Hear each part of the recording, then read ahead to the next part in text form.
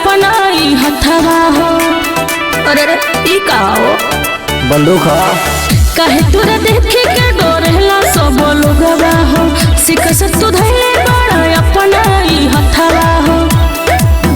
रंग डारे लागेला तू तो अपन स्वभाव से जती बरांड आइल बाबा रात गोरी बलिया परिवार से हरे आइल बाबा रात गोरी बलिया परिवार से बलिया परिवार से आइल बाबा रात गोरी म्यूजिक बाय जसवंत कुमार।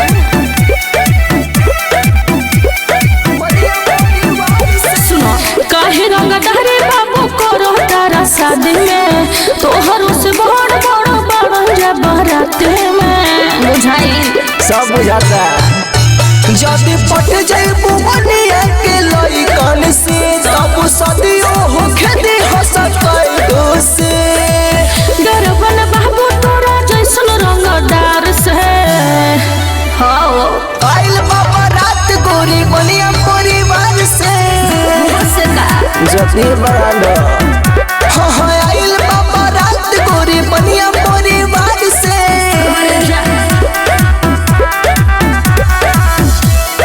आइल बाबा रात गोरी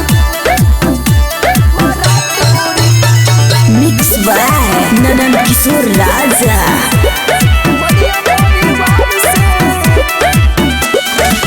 आइल बड़ा बारात में तू करो ना बबाल हो। नंद किशोर तोहर गले नहीं दाल हो।